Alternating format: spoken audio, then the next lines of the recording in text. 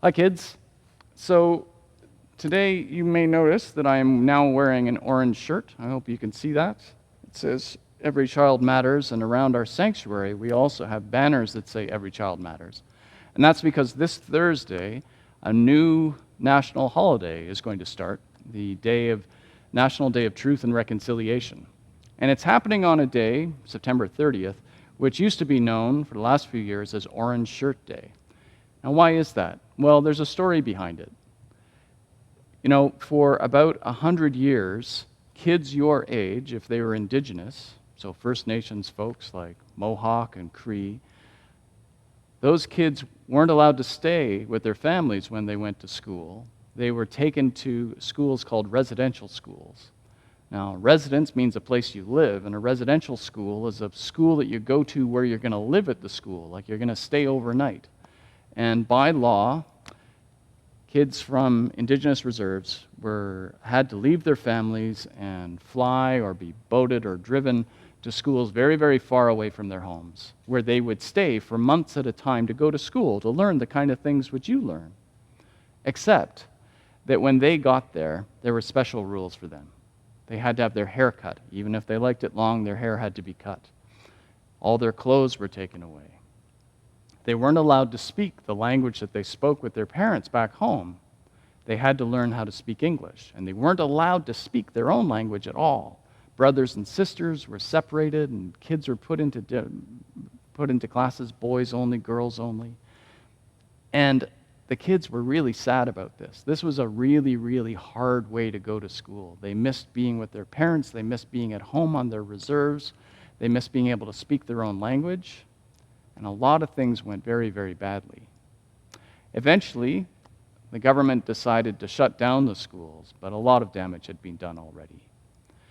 And the story of this orange shirt is supposed to be a way in which we will remember the pain and suffering caused by the residential schools and the sort of work that we need to do to fix it.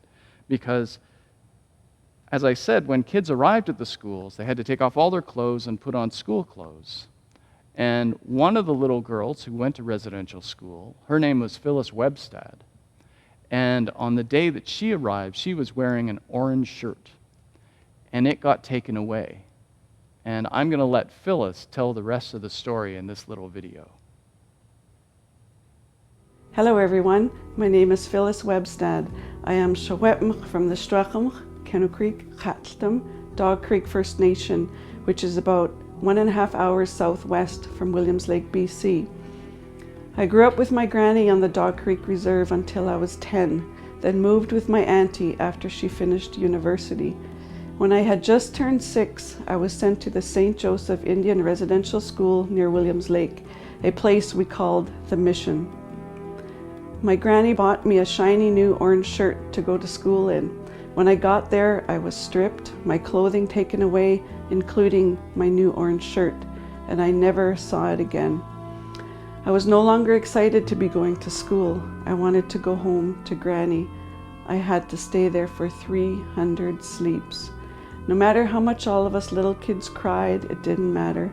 No one listened to us. Our feelings didn't matter. We didn't matter. I am the 3rd generation that attended residential school. Both my grandmother and mother attended the mission for 10 years each. Today is a day to honor and remember residential school survivors and their families.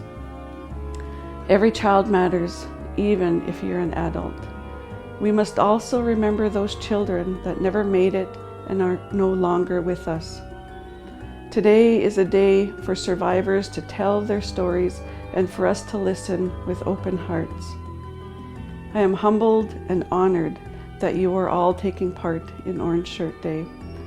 When I was in school, I didn't know my own history, so I am overjoyed that you are taking part and learning the true history of Canada's First Peoples. Guksjem, thank you.